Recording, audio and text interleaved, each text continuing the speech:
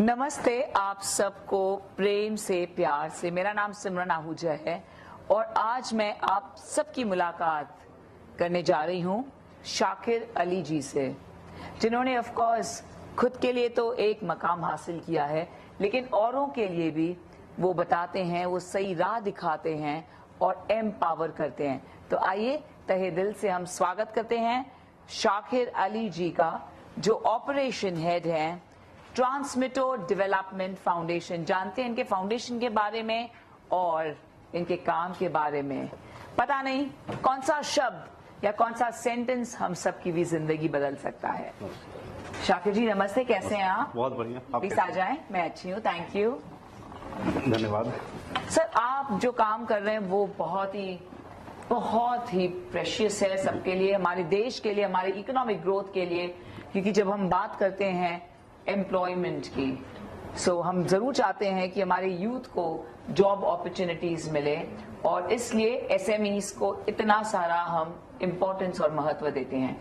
Please हम बताइए, हमें आपकी ऑर्गेनाइजेशन के बारे में बताइए, आप उन्हें किस तरह स्किल सिखाते हैं और फिर जॉब अपॉर्चुनिटीज भी देते हैं, प्लीज हमें बताइए। बिल्कुल सिमरन जी, मैं अगर बात करूं कि हमारी ऑर्गेनाइजेशन का उदय कब हुआ और कैसे हुआ जी, तो आज से 2-3-4 साल पहले लॉकडाउन लगा था। हमने देखा था कि लोग मुंबई से, दिल्ली से और पता नहीं मेट्रो सिटीज से पैदल घर जा रहे हैं।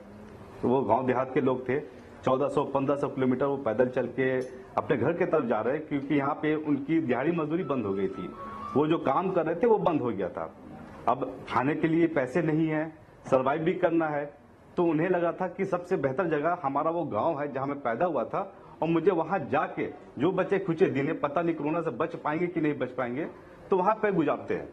और इस तरीके से वो लोग पैदल चलना स्टार्ट कर दिए। करीब 1 हफ्ते, 10 दिन, 15 दिन, 20 दिन वो चलते रहे। कुछ लोग रास्ते में मरे भी।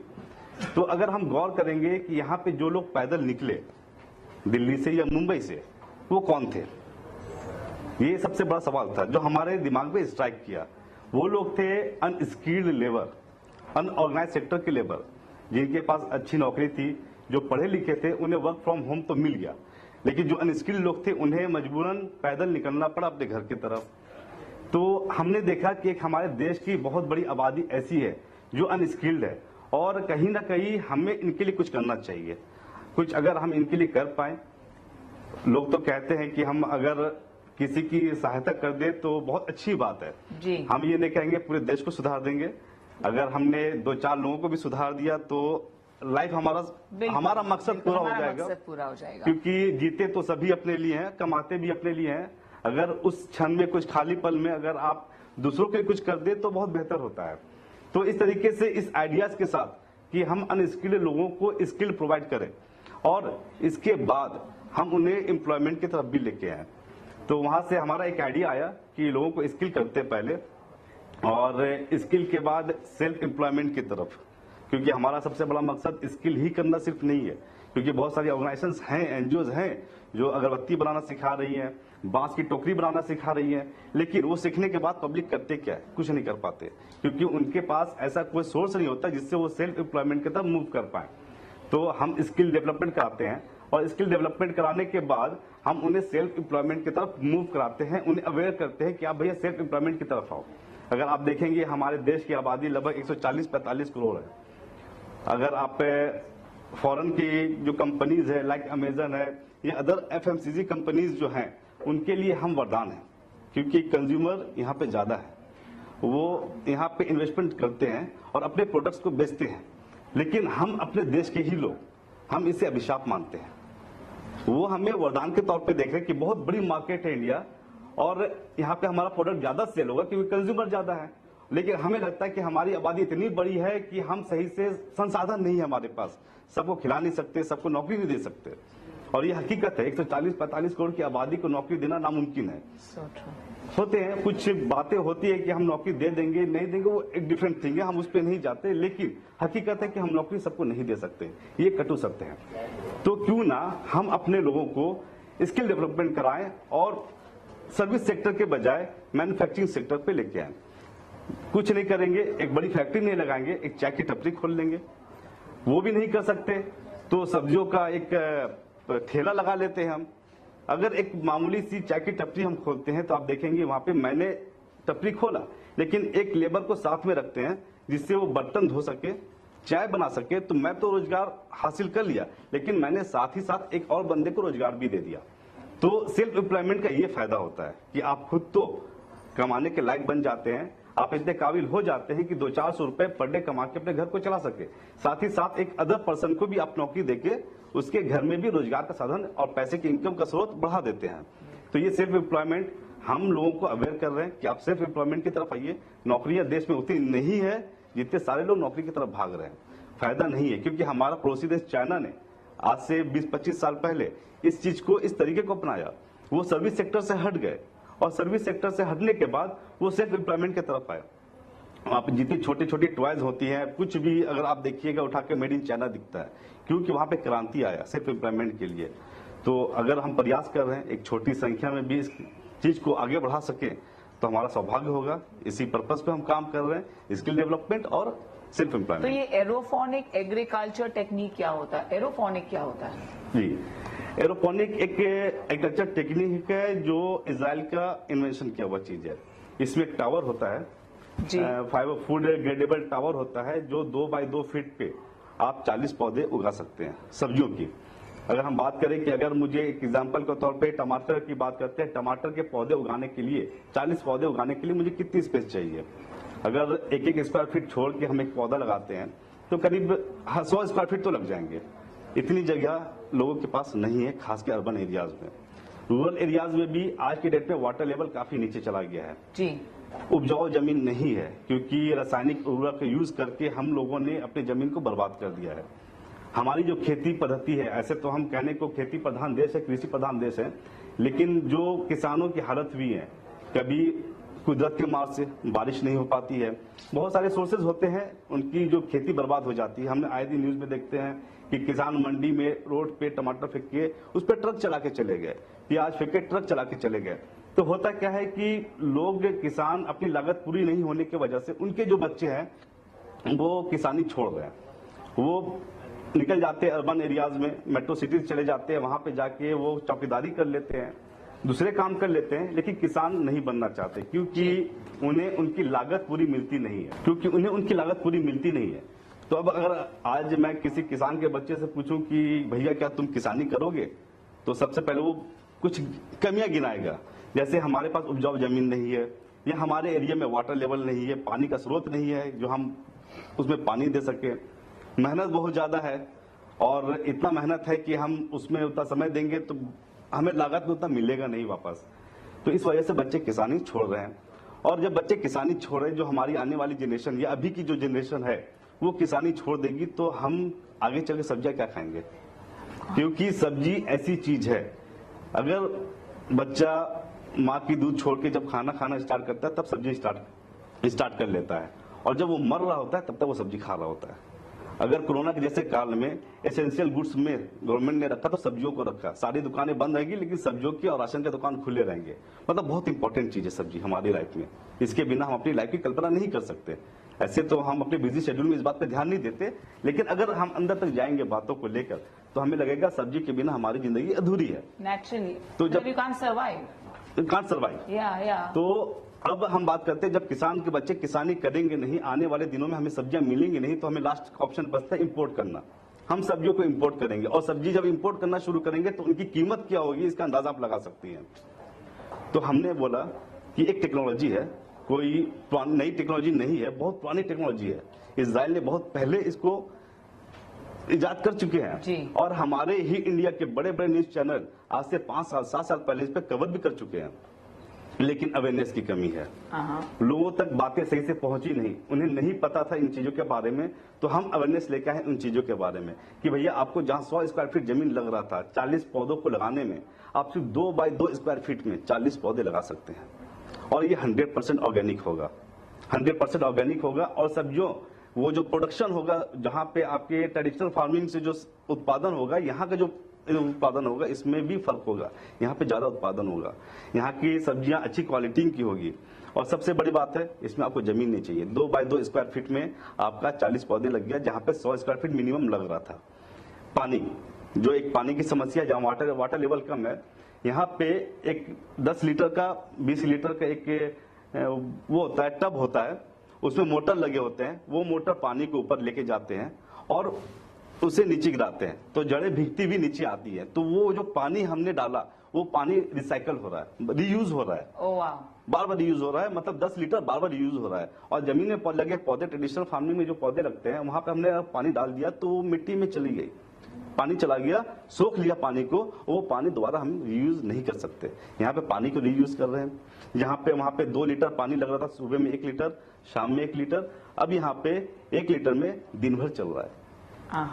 90% पानी कंजम्पशन कम हो जाता है इस फार्मिंग में। और मेहनत इतनी कि आप वेल ड्रेस्ड हैं, आप फार्मिंग कर लेंगी और आपके माथे पे एक पसीना नहीं आएगा, इसकी गारंटी है। अच्छा, बस ऐसे कैसे? इसमें करना सिर्फ होता है, एक स्विच है जहाँ से वो मोटर अटैच है, हाँ। आप उसे ऑन कर दीजिए। अरे ये कैसी फार्मिंग है? वो पानी ऊपर जा रही है, नीचे आ रही है, वो होता रहेगा अपना, वो शेड्यूल है। अपने शेड्यूल पे अगर आपको चाहिए कि मुझे ये भी बार बार ऑन ऑफ नहीं करना है, एक टाइमर होता है, टाइमर सेट कर दीजिए, ये पानी कब कब ऑन ऑफ होना है, तो टाइमर सेट करके स्विच ऑन करके छोड़ दीजिए। जब वो टाइम होगा, मतलब अलार्म बजेगा, वो पानी को ऊपर ले जाएगा और पानी को नीचे लेकर आ जाएगा।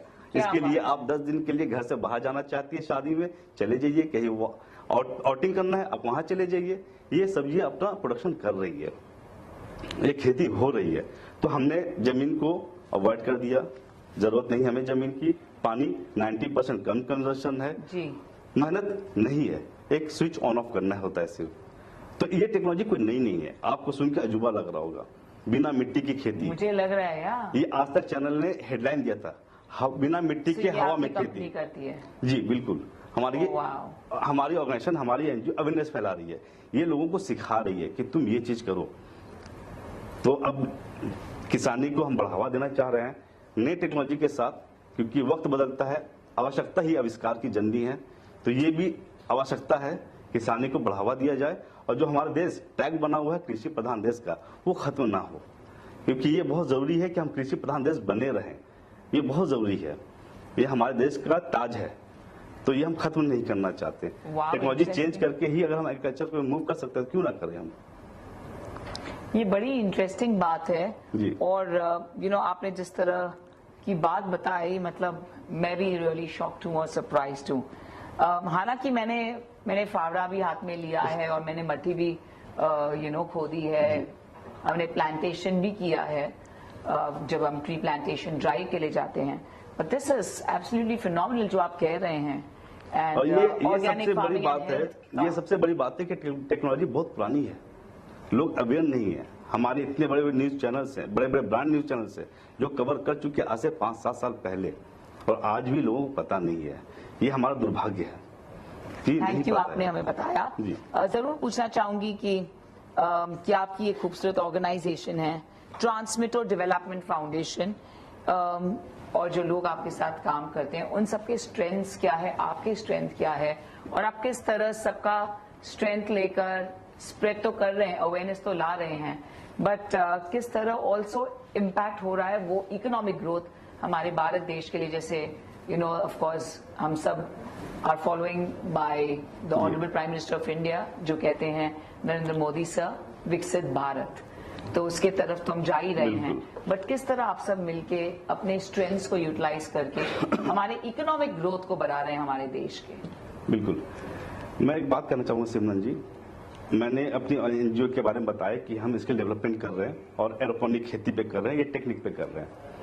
हमारी एनजीओ का एक स्लोगन है, युवा देश सोच अनेक।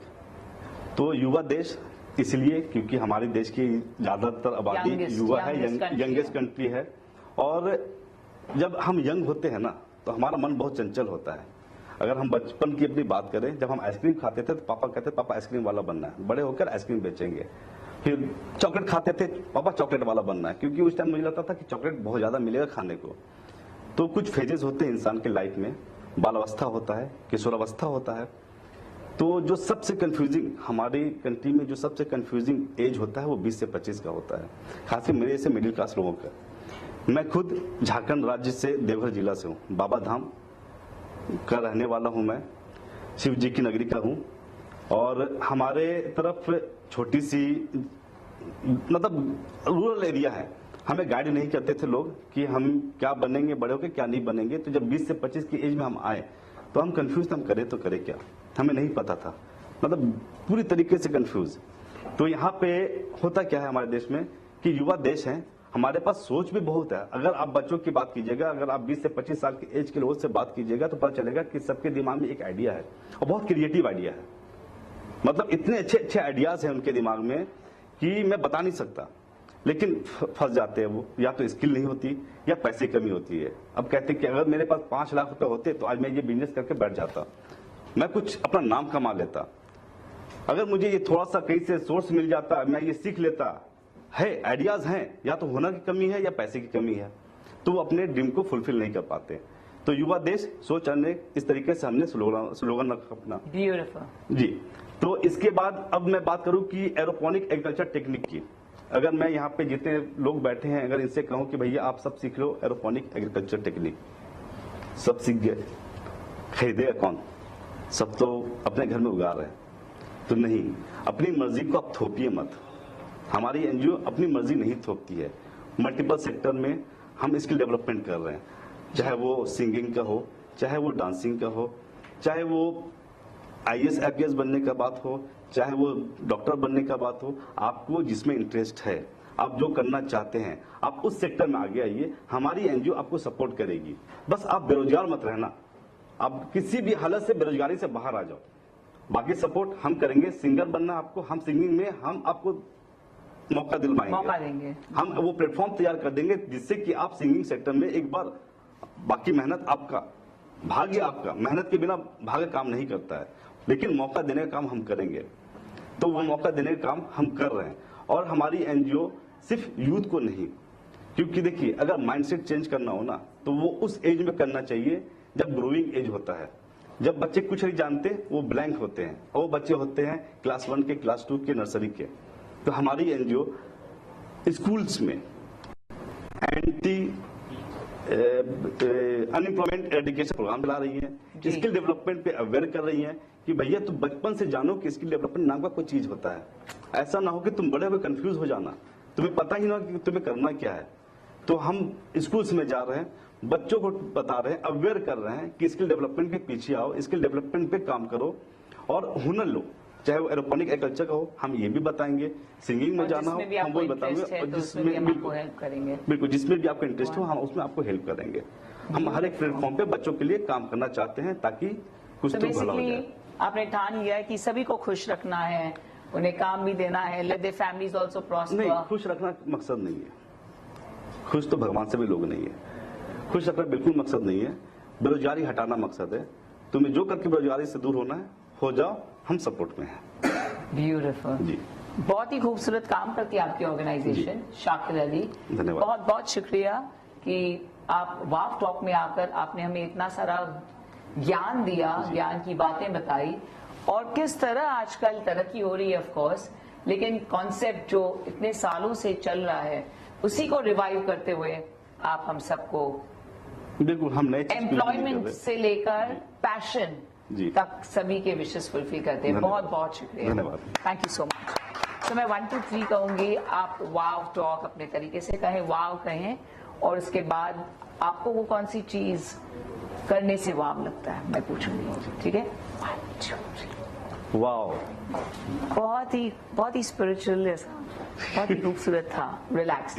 ऑलराइट, सो आप कब वाव फील करते हैं मुझे बताएं शाकिर अली जी। अगर मैं अभी वाव टॉक की बात करूं तो ये है हमारा विजडम ऑफ वर्दी। एक मैं बैठे बैठे सोच रहा था, work on weakness, work on weakness जी। तो मैं आग्रह कर रहा हूं अपने इस वाव टॉक के माध्यम से अपने देश के बच्चों से, युवाओं से, कृपया स्वरोजगार की तरफ आइए, सेल्फ एम्प्लॉयमेंट की तरफ आइए। देश की प्रगति में बहुत जरूरी है ये। हमारा देश तभी प्रगति कर पाएगा जब हम सेल्फ एम्प्लॉयमेंट की तरफ आए। नौकरियां आपका पैशन हो सकता है, जिनका पैशन है वो नौकरी की तरफ जाएं, मजबूरी में मत जाइए। आप बाकी सेल्फ एम्प्लॉयमेंट की तरफ आइए, रास्ते हैं, निकल जाएंगे। मैं भी कंफ्यूज था अपने वक्त में, लेकिन आज मैं कुछ कर रहा हूँ।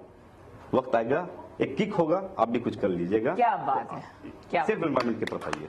बहुत बहुत शुक्रिया Shakir Ali for us only on wow talk. उम्मीद है कि आप सबको ये बहुत ही इंटरेस्टिंग लगा होगा। Please do remember to subscribe and share it with all your loved ones. You have no idea किसकी मदद किसके थ्रू बिल्कुल। हो जाती है. So please इसे शेयर जरूर करें. बहुत बहुत शुक्रिया. नमस्ते.